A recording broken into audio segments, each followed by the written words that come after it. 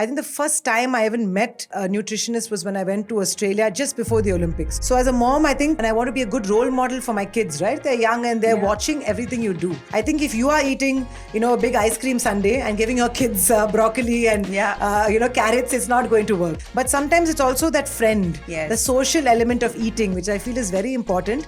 Another swimming friend of mine, she got a Rhodes Scholarship. She went to Oxford. When she had her kid and she came back, she realized that even baby food is so heavily processed, so many additives. So where does it come from? Doing a little research or just even looking at social media at the brands that you consume daily. What are they doing? Are they taking that extra step? Think about organic in terms of what's going into you is as close to natural as possible. And like they say, farm to table. Stop worrying about size zero. The size zero, I think, is the worst possible thing. We talk about strength as opposed to oh, look at that girl, she's a size zero. I show them a picture of whether it's a Mirabai Chanu, whether it's a Vinesh Fogart, what a warrior. Those are the women I feel that we should use as role models for young girls. Welcome to the latest episode of Good Food Talks. I'm Vachna Shetty, your host and a mom on a mission to uncover the truth about what we eat. Today, I'm thrilled to introduce our guest, the incredible Nisha Millet. Nisha is an Arjuna Award-winning Olympic swimmer, founder of Nisha Millet Swimming Academy, and a devoted mom to twin girls. With over 600 medals under her belt, Nisha has cracked the secret to achieving excellence in both body and mind. What's more, Nisha is super careful about what she feeds herself and her kids, firmly believing that fitness and good food go hand in hand. Join in as we dive into Nisha's story, exploring her journey, passions, and tips on raising healthy, happy kids.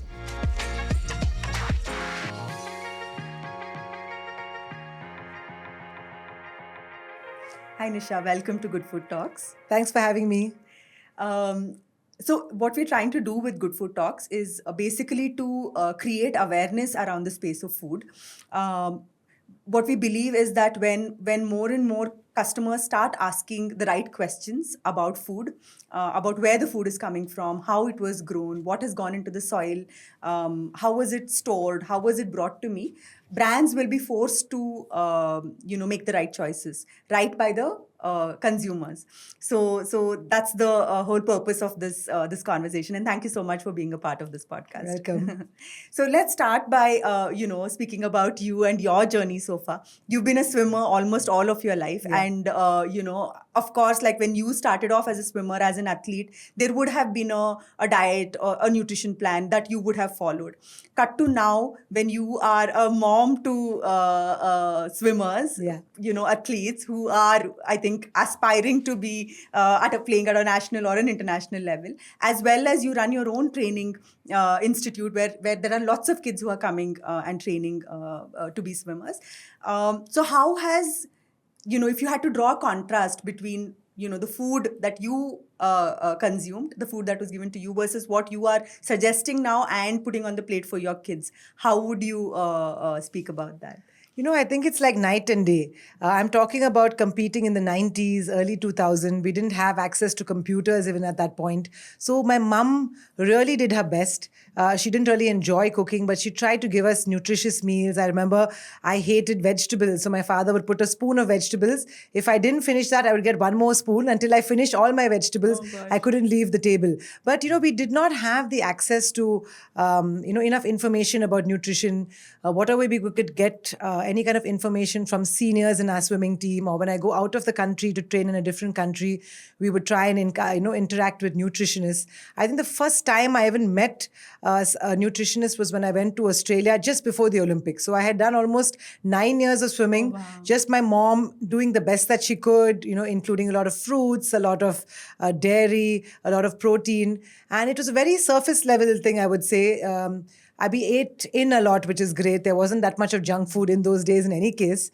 So that kept me healthy. In fact, I had the opposite problem where I used to lose weight. So I had to keep my calorie intake very, very high.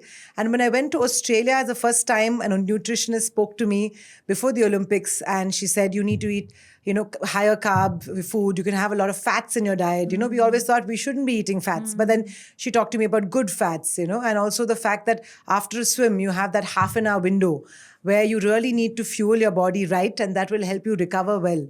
So I think that helps so much to even realize that a nutritionist can play this role in your life, whether it's being hydrated, drinking enough water, even to the smallest thing like monitoring. Every time you go to pee, you would have to monitor that and report back to them. So they are that particular about, in terms of performance. Every single thing needs to be measured, how much intake, what output. So it was a totally new world that was opened up to me, and my mom was there with me. I was only 18. So if you cut to now, we have swimmers in the age of 8 to 12. That's the biggest number we have in our academy. They're training for competitions, but they've just started in the sport. They're nowhere close to even national medals. Yet we have, once in 3 months, we go to a nutritionist, we have a group workshop. So it's changed so much, where not only for performance, I think as a mom of 10-year-old twin girls, they're, heading towards their teenage years, which is very important, especially for young girls.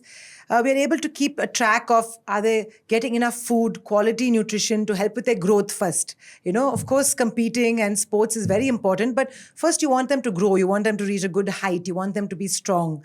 So I think now we look at it as fueling our children right. And it's also the best part, I think, for me is I'm having to eat healthier, the whole family, my husband and me, having to think about our food so much more, which didn't really happen back in the day, I would say. I think we put in more money if we find that the product is better quality. We want to invest in food because it's directly proportional to health, strength, and well-being.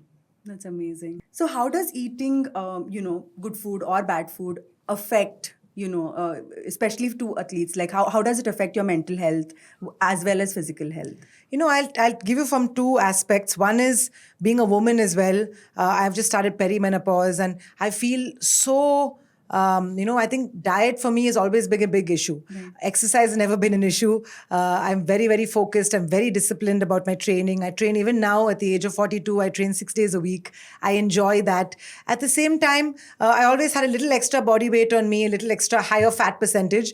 And a lot of that is definitely my diet. So I think in the last 1.5 years, I joined a new gym in Bangalore. And what I loved about it was all the women and the men there, but especially the women, would eat to perform. They wouldn't eat to lose weight. A lot of people now are starving themselves, which is really sad.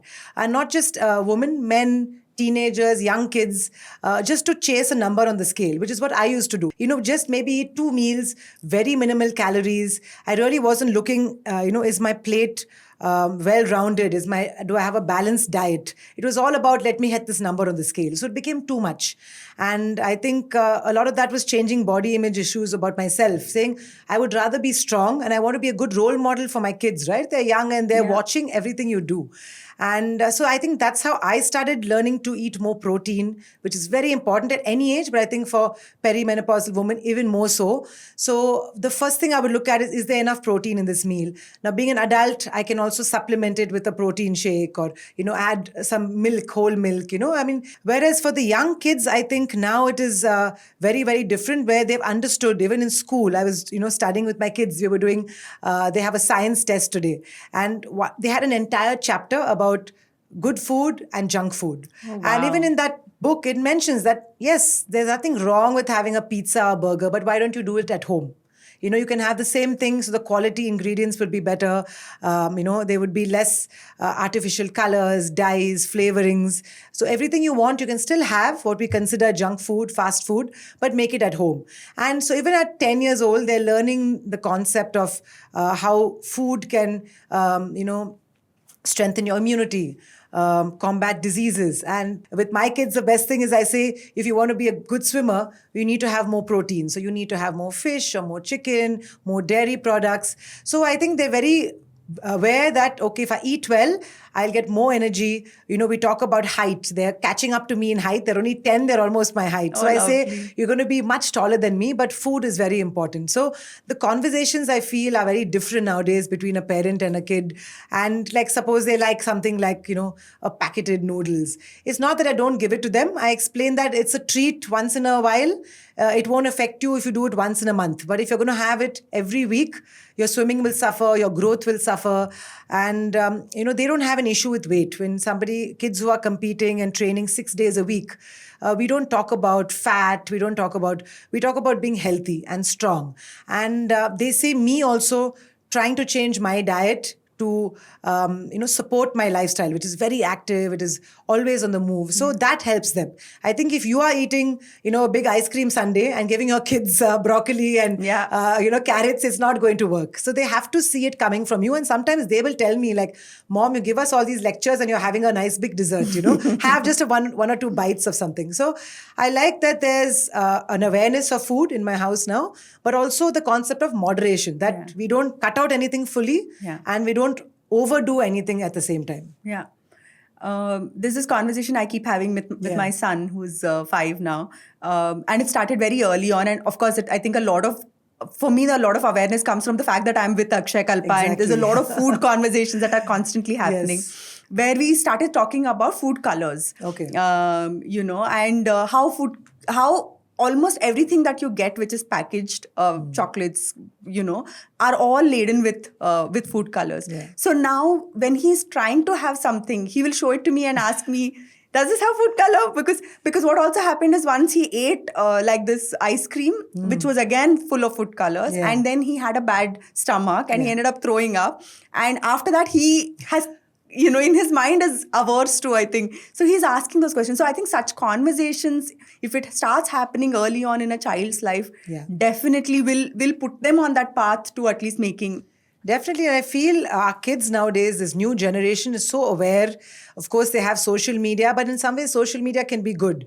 And like you said, kids are aware and they're asking questions. I don't remember asking my mom, where did this come from? Like you said, talking about dyes, like even when they're eating junk food or packeted foods, when I tell them, when you have a birthday cake and it's full of a blue color fondant, the next day when you go to the restroom, you're going to be in for a shock. So I'm just telling them that, your body is expelling things because it's not good for you.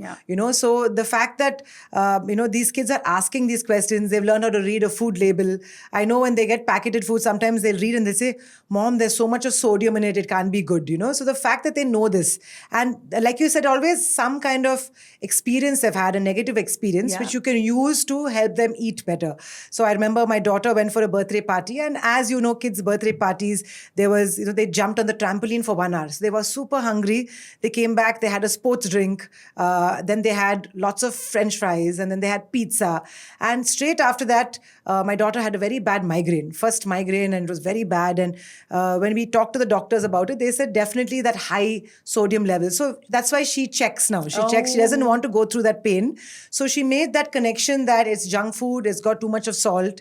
And at the same time, we try and explain that when you have a sports drink or something that's good for you during your training, it's fine to have that. So, to explain, the same food can be good if had in moderation, in the right combination, from the right sources, like you said. And there can also be a bad element. Like if you're just pouring lots of salt on, mixing it up into chips or French fries, that's not good. Yeah. So I think kids are aware, and it's good when they even discuss with their friends. So I like that they will say, my friend brings very healthy meals. Sometimes they actually tell me, Mom, I tried pistas and I love pistas. And I was like, wow, I've been trying for so long to get you all to eat more nuts. But sometimes it's also that friend, the social element of eating, which I feel is very important. They're sitting at a competition, a friend shares some cranberries, and then they'll come back and say, can you put cranberries in a little snack box for me?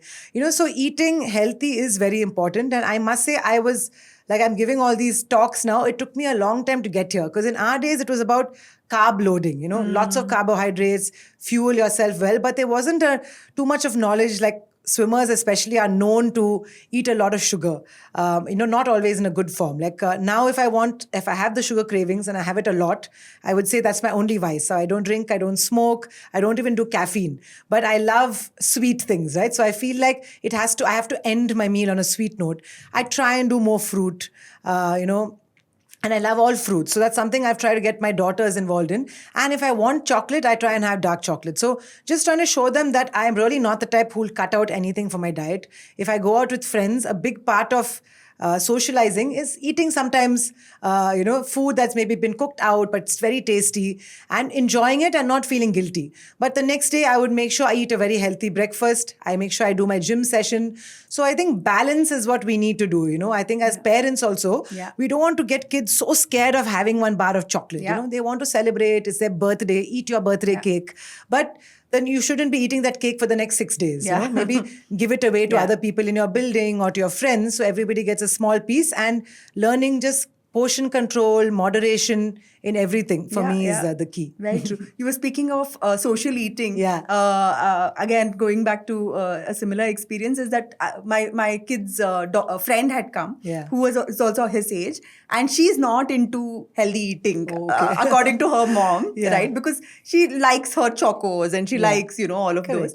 And when she had come home, I had, because at Akshayakalpa we do a lot of cheese sampling and course. things like that, Yeah. right? So I'd cut some cheese and kept some strawberries, and my son was eating. So she started eating too. And the mom was shocked. Yeah. She I have tried to give her, good cheese so many times, and it never happens. But I think when you see a friend doing it, I think you are also more open to, as a child, experimenting. Definitely, like you said, I think cheese is a very good way to introduce, dairy, but high quality, because you get so many brands which you can make out. The fact that it's, so pliable and it's stored for so long, and like you said, the sauces.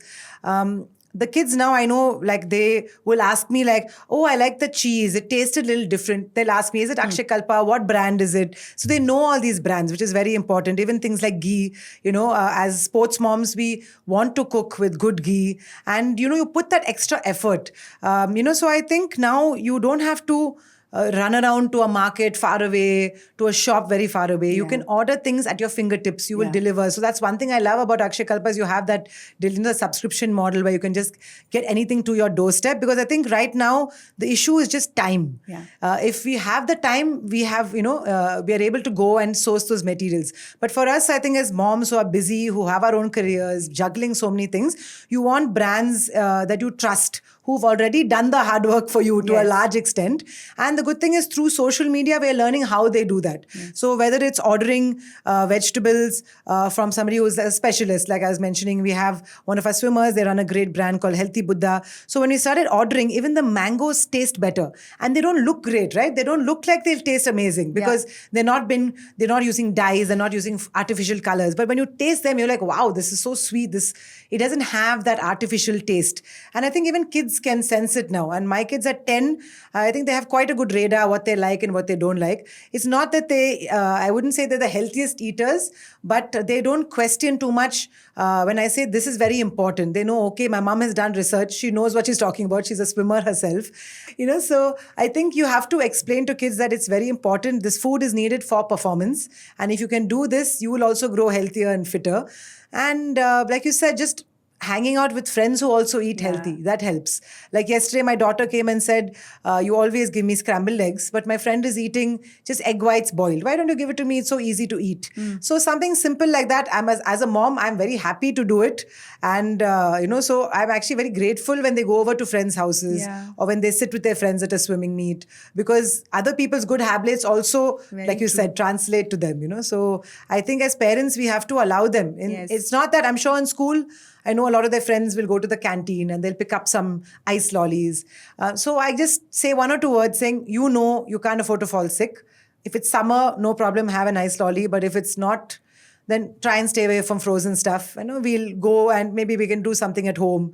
So we try to make some fruit juice and we'll put it in popsicle sticks and we'll try and do it at home. So the idea is to try and make more at home. Gives obviously as moms especially more work, but ultimately it is worth it. Yeah. You also spoke about, bringing in what we otherwise would consider junk food, like pizzas and things, and making it at home. Correct. So when you do that at home, how do you source the things that you use in the making of these dishes? Yeah, I'm not saying that I'm one of those moms who knows where everything has come from, but for a large part, I know, my cousin runs a beautiful place called The Farm in Chennai, where every single thing they serve in their restaurant is made. It's all organic, made by them. Like if you turn over the curd, it won't even fall from the bowl. So when I go to her place, I pick up their pasta sauce, which doesn't have preservatives. So you have to store it in the fridge. So also it's from their farm. That doesn't have preservatives. So I would use that on a pizza. Pizza base is one thing that I try to do a whole wheat base. And of course, we use an Akshayakalpa cheese. We'll use, even in terms of non-veg, we'll use it from a good source. We try to get it fresh and have it. So just below my gym, we have somebody who has, fresh. So you don't want to freeze things for too long. So as much as I can do as a mom, I try and do that, read up on labels, watch videos. And that's the good part of social media. People keep talking about how we waste a lot of time.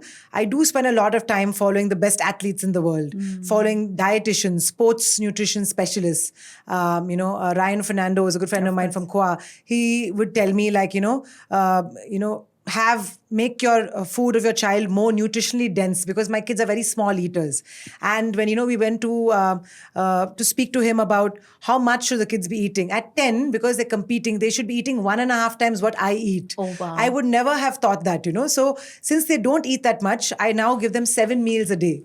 So as a mom, it is difficult. And like you said, I don't just go online and buy everything. I try to figure out which are the brands that have put in the work. Another swimming friend of mine, she got a Rhodes Scholarship. She went to Oxford. When she had a kid and she came back, she realized that even baby food is so, heavily processed, so many additives. So she founded a great brand called Slurp Farm, and they do a lot of things, and it's made by moms, which, I love. So the fact that people are taking the knowledge or their experiences, forming brands, whether it's even something like chocolate. You have so many options now where, even for kids, they're trying to make it, whether it's less sugar, more of dark chocolate. So I think if we can get kids to still enjoy what we consider junk food, but do it at home, they don't get to miss out, right? Because which kid wants to miss out? Their friends are having a pizza, they want to have one too.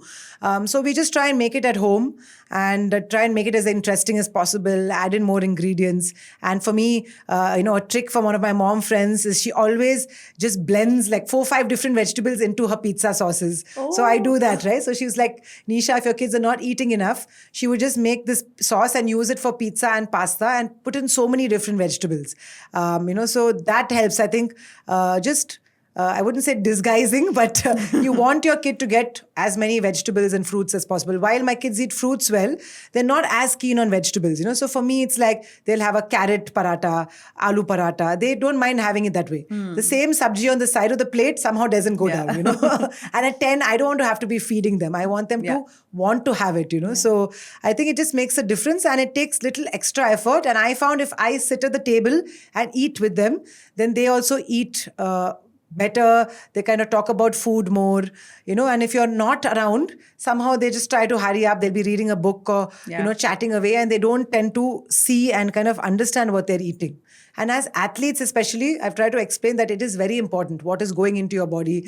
I tell them, like, if I've given you some Greek yogurt for school, you need to have it because you need that protein. And like whatever extra you have in your tiffin box, share with your friends. But you need certain number of calories, certain amount of nutrition.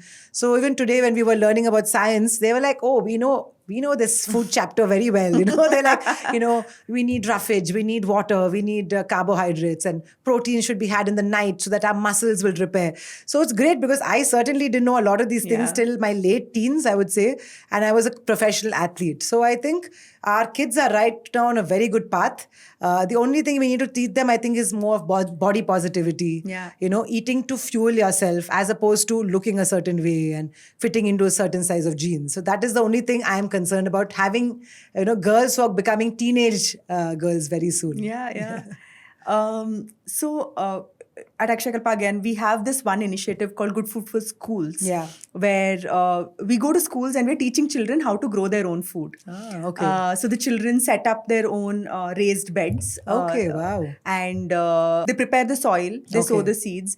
Then they learn about composting, they learn about, watering the plants, they learn about... So it's a 5-week process. So one thing that we've learned as a part of this, experiment that we did initially is that by the end of this 5-week program, kids are becoming better at grocery shopping. Oh, okay. So they're actually looking for the fresh produce. Because label reading is also part of this 5-week, program. I think that's excellent because I think, like you said, this is a time when, their minds are shaped at a young age. So if we introduce these things, like I would love for my daughters to do something like this because I don't think they've seen it. I mean, like I said, I've seen it in friends' farms, but we don't have like a mini vegetable garden. We don't have place, But for them to see it and be involved in every part of the the process of growing food, Yeah. I think will give them a sense of like responsibility, like, Absolutely. to check in and say, is this good? Yeah. So yeah, I think that's a great initiative, and hats off to Akshayakalpa for doing this, because sometimes us as parents, we also have a lot of comfort food. We didn't grow up with the best habits. At least I didn't, I know for sure. And I think it's important that we also change our outlook. So if your kid comes back and tell you, Mom, you Yes. need to check the back of a label, you need to read the food labels. Yes. Even things that are officially called healthy and nutritious food sometimes are not, I Absolutely. think that's the biggest learning for me, So when these kids went through this entire exercise, and towards the end they called all the parents, Yeah. we did the harvest of what they had grown, and we Yeah. cooked for the parents, Oh, right? So we wow, did it like a okay. joint exercise. And when we were doing this, the kids asked a question to the audience, which was full of parents, saying, what do you read when you buy something from the supermarket? And I think like 4 to 5 of them answered, and they said MRP and expiry. Yeah, actually, that's That's pretty it. much all we used to read. Right. Correct. And Yeah. and now the kids being those cheerleaders of healthy eating and telling the parents that, hey, can we go in this direction where we are reading, where we are more aware? I think that can bring about a huge change across. Definitely, like you said, I think maybe 2 generations ago, our grandparents, they obviously ate a lot of fresh food, very little processed food. But our generation, I feel, we got introduced to it, Yeah. right? It was almost like as a kid, so excited to get a packet of Lay's Yes. chips or, something like that. And that became like such a, I wouldn't say status symbol, but something like a treat. Yes. But nowadays, they even realize that a treat could be even something made at home, made Yes. together. Fruits can be. Fruits, and even baking stuff. Like you want to have a cake, bake it with your kids. I think that's one thing I loved. So the fact that you can still have it, and I think to educate parents, to see what a big deal it is, right? Yeah. Because we see there's been such a huge rise in lifestyle diseases. Yeah. And while I'm on the other end of the spectrum telling people to be very active and move, as I'm getting older, I'm realizing I can't just exercise my way to a better body, to a more fitter self, to avoid things like diabetes and high BP, which does run in my family. And, I remember my mother-in-law, unfortunately, she passed away, but her whole family had issues with diabetes. And so my husband now is quite wary of it. He doesn't have an issue with the sugar, but he says my entire family has it. So I have those genes. I don't want to go down that road. So sometimes if I'm having something sweet, he'll say, no, I don't want to do that. I'll have something savory. I'm going to stay away from it. So it, I think, boils down to you yourself making that change. And it is very hard because I love my desserts. I love to go to Corner House and have an ice cream sundae. I still do that. But I will be then, for me, something that really works to moderate my sugar levels is like fasting. So I will do a normal amount of fasting. I don't go overboard. I don't do 1 or 2 days because I know I don't want to be hangry, as my kids call it, so which is hungry when you're angry when you're very hungry. So I want to be able to fuel myself. One is to build muscle. I think women need to know that this is the key to a much healthier lifestyle for young girls onwards, till your old age. I think women especially, because we lose muscle so much, every decade we lose so much in terms of percentage.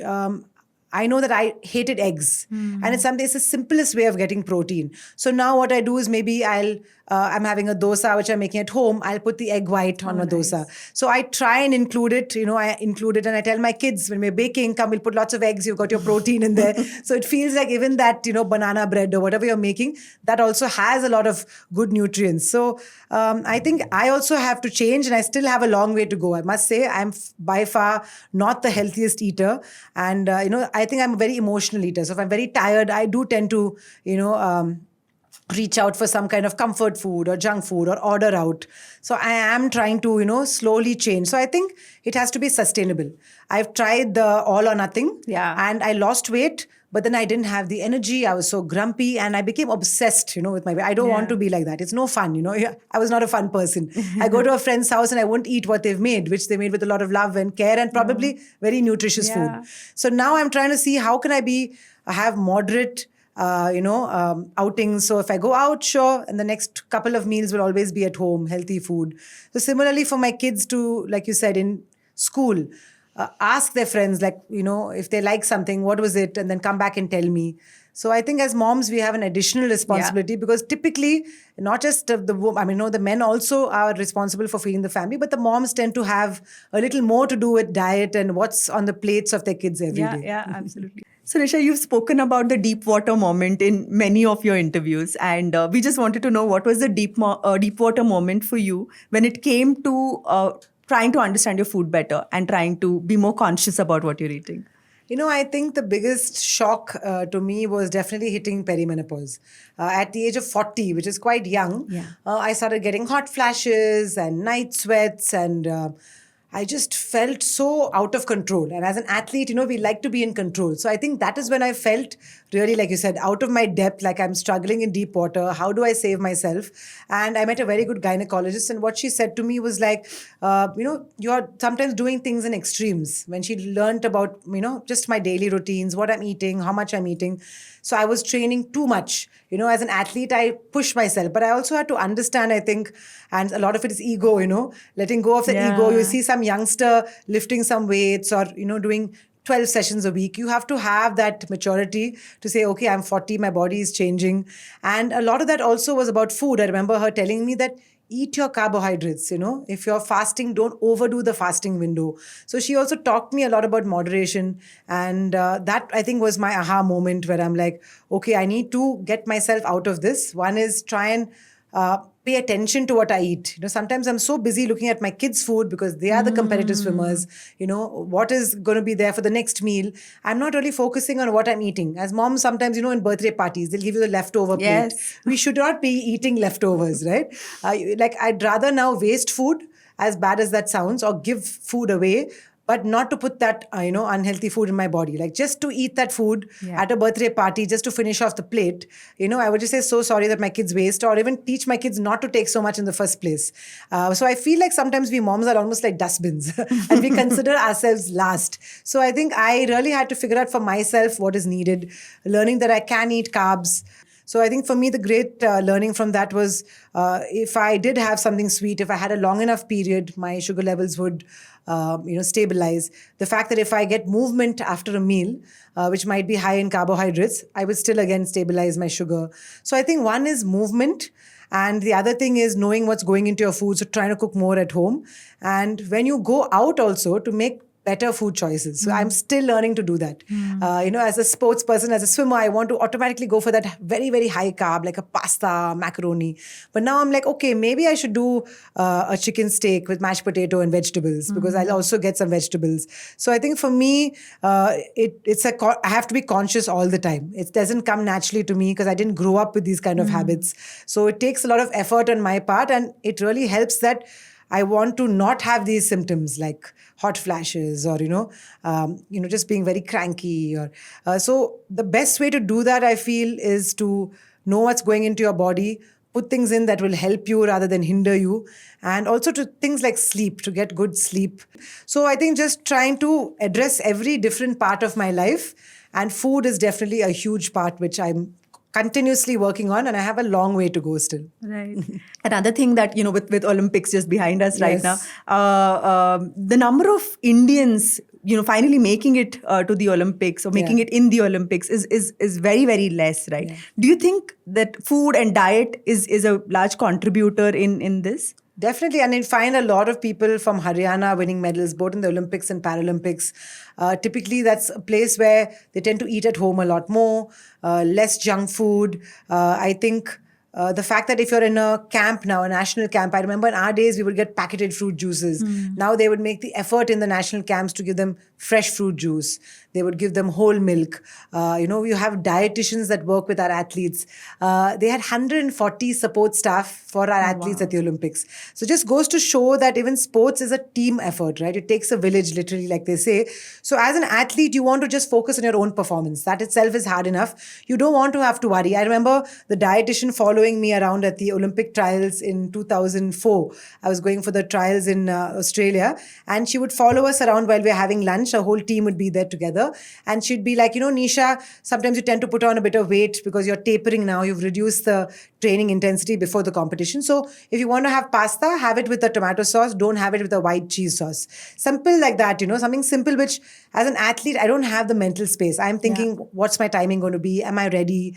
Preparing myself mentally for the race. So somebody there to tell you, do this, don't do this. It makes such a big difference. Say your immunity is low, having immunity boosting foods. So I think you'll see that even our athletes, our Paralympic athletes and our Olympic athletes are looking so much fitter. They're looking like world beaters. Even if it's somebody like Manu Bakar who doesn't need to look a certain way, because shooting is all a lot about technique, but she's made an effort. She talks about how she does Bharatanatyam, she runs, she wants to be in the best physical condition. It's the same with an Abhinav Bindra. He used to run for hours on the treadmill, and it's that dedication that gets them that Olympic gold. So when they share these stories with the youngsters, it makes a big difference, to see your athletes look a certain way. And if you see somebody like Mirabai Chanu, a woman who's got so much of muscle. Now, how did she get that muscle? Yes, hard work, but also eating healthy, eating high protein diets, having a very balanced diet. Because even to recover from sports, I don't know if people realize how much even a 10-year-old, how much of damage it does to your body. You're putting yourself through that, and then you have to recover and rest well. So I think nowadays, what's very good with our Indian athletes is they have a team of professionals to help them. They have brands which are giving them the best products, So that's why I'm so happy that I think things have come a long way from our days where we didn't know what was going into our body and we didn't have the best quality food products. But now I think our athletes are getting high quality food products. They're worried about what's going into their body. They have help from nutritionists, how to lose weight or put on weight or to gain muscle. And I think that is, as a mom of athletes, is the most reassuring thing for me. That's amazing. Any misconceptions that you'd like to address when it comes to athlete nutrition? I think the main thing is stop obsessing about size and weight on the scale, because weight has no bearing on your performance. I know I was about 56 kgs my entire swimming career, but at the same 56 kgs, when I went to the Olympics, I was at my most muscular. I was eating more protein. And there were some times where, I wasn't really dieting, but I was not eating as well, but I had the same weight. So I think it's more important to learn about body composition. What is your, fat percentage, keeping that in a good level. At the same time, there's an amazing athlete I follow called Ilona Maher. Okay, she's a rugby player from America, and she has, if you look at her, she has like a body fat percentage which is much higher than what is recommended. But in a sport like rugby, and she has to defend, she has to block people. If you see even the strongest athletes in the world, strongest women, they're running towards her and it's like hitting a wall. They can't get past her. So she's stopping her opponents because she's that strong. She lifts weights. She talks about a healthy body. She's right now done the cover page of Sports Illustrated magazine in a bikini. And she's maybe 3 times as big as me. Broad shoulders, muscular. Wow. She says, she has this really great message to young girls especially, that stop worrying about size 0. The size 0, I think, is the worst possible thing. I'm not saying that size 0 people are not healthy, but strong and fit is very important. So I think we need to that's the biggest misconception, I think, about women and bodies, is that if you look bulky in some way, if you look like a weightlifter, that you're not an ideal body weight, right? So I think even for me, I've had so many different, I've looked so many different ways. After my kids, I put on a lot of fat. I was obviously not very active. I went up to 90 kgs, and then sometimes it's that one person who has to be a little harsh, who has to give you a reality check. For me, that was Milind Soman. I happened to be going for one of his runs, and I'd come there to motivate the other woman to run. And I couldn't run myself about 5K. And Milind Soman, a lot of people don't know, he's one of the top swimmers. He actually has national records in swimming. And so somebody I really admire from that point of view as well. And he looked at me and he said, "Oh my God, Nisha, what happened to you?" So I was like, I had babies. He said, "How long ago?" I said, "Well, my kids are 2 now. My girls are 2 years old." He said, "Well, it's about time, get your act together. You're an Olympian. You don't look like an Olympian." And, I did not take it in the wrong way. So I think that's the good part about being a sports person. We learn to deal with constructive criticism. And I understood what he was trying to do. And it was a nice kind of kick in the butt for me, a nice wake up moment to say, yes, I have just neglected myself. myself. And while my babies are important, if I can't even run around, and trust me, you run around a lot with twins, you're chasing them all the time. I needed to be fitter. So I got into CrossFit. I started running. I started cutting down on the calories, looking at what I'm eating, not just, middle of the night if my kids are up, not just going to junk food or, high carbs in the night. So I think sometimes it's that one moment that can really change your life. I think that was definitely the next time he saw me, I had lost about 10 kgs and so many percent of body fat. Like I said, the body fat was the important part. I was so much fitter. Even now, I keep telling my kids that most things you can do, I can keep up with you, because they're actually getting to the point where they're beating me in a lot of things. But as a mom, I take pride that my kids know their mom is strong. This morning I did like a 123 kg deadlift. And they're like, oh, we'll get there soon. So we talk about strength as opposed to like, oh, look at that girl, she's a size 0. I show them a picture of whether it's a Mirabai Chanu, whether it's a Vinesh Fogart, what a warrior. Those are the women I feel that we should use as role models for young girls. Amazing. It's so inspiring listening to you, Nisha. Thanks. Can you share your go-to meal that you love, whether it is, when it comes to comfort food or, something that is like, this is what I'll eat when I don't want to think about what I'm going to eat? There are two things, the total opposite spectrums. One is I love chaat of any kind. Like, my favorite moment is whenever I go to Mumbai, one of my best friends in the sports world, Aparna Popat, she's badminton champion for 10 years. Her mum makes the most amazing chaat at home. Last time, we were doing commentary for the Olympics recently. We went back home at 10:30. Auntie had my bowl of, bel puri, and I swear it's the best thing I've ever eaten. And I think when it's home cooked, it makes that much more of a difference. So chaat is something I can even have for breakfast if you give me a choice. And the other comfort food, like if I've had a long day, I'm very tired, I'm very happy, I love Chinese food. And I must say, my dad actually used to make some very good Chinese food. He hasn't been cooking as much. He's in a wheelchair now, but, he would just experiment with different flavors at home. And it's something I tried to do in the lockdown. My husband is actually a really good cook as well. So he sometimes make me some fancy dishes. He knows my love for chaat. He'll make me like caramelized onion kachori, at home. So in the lockdown, I feel like we really had a chance to experiment. I would love to have more time, to make like a cow sway dish. Something like that my kids love. It's like, the ingredients that are going in. You can customize it according to your different tastes, and you can do it in your own house. So whether it's using better quality noodles, like we would use rice noodles now, so it's a little more healthy, and we would make everything at home from scratch. And just the fact that the kids can have a restaurant kind of experience, mix and match their ingredients. So that's something we do a lot at home. That's amazing. It's like you're not compromising on taste at all. Like you're doing all the fun things, but you're doing it at home. Definitely. And like, sometimes if you really like a condiment or something at your favorite restaurant, take it and just add it to your food. It makes such a big difference. And, I think just having that little bit of extra in that food makes it even more exciting. Yeah. Okay. What is organic to you? I think organic mainly to me is you want to know where it's come from. I think, when, especially like mango season, I eat so much. Sometimes not the best looking fruit is something we have to, come to understand. I think earlier you would always think, oh, wow, this looks so shiny and so green, or this mango is looking so ripe. Not always the healthiest for you. So where does it come from? Doing a little research, or just even looking at social media at the brands that you consume daily. What are they doing? Are they taking that extra step? Are they, like you said, you're educating even kids about how do plants grow, helping them be part of the process. I know so many brands, whether it's eggs, or even the meat that we're having. I know when my kids, when they go around sometimes and there's a dairy farm, a local one very close to my house, and they see the cows from there just eating rubbish off the roads. And they're like, Mom, please don't order from that dairy farm, because obviously the cows are not getting the proper nutrition. So I think even if a 10-year-old kid can understand that, you have to put in that extra effort, do a little more research, think about organic in terms of what's going into you is as close to natural as possible, and try to consume it as fast as possible. So if you're storing it, even organic food stored for a long time, or, you want to make sure it's fresh and like they say farm to table. If you can have that happen, that would be great. There's a lovely restaurant called Navu in Bangalore. It's one of my favorite restaurants. So like for my birthday this time, I didn't want to go to like even though I love like say Chinese food, like I mentioned, I really love the fact that they sat with me. they literally looked at the entire menu and they said, these are the seasonal vegetables. Oh, you know, so wow. even something like seasonality would never really occur to me too much. But now I think you understand, you'd want to eat even fruit in that season, not that it's stored and have it, like mangoes, you wouldn't want to just have the pulp and then have it 6 months later. You want to have it in summer. So consuming it at the right time, the source of the ingredients, even, somebody like me who considers myself healthy, I think I have a long way to go. So I think it's like anything in life, that learning should be lifelong. I don't think you should stop learning. Yeah. Yeah. So what do you think would be the future of food in the space of sports?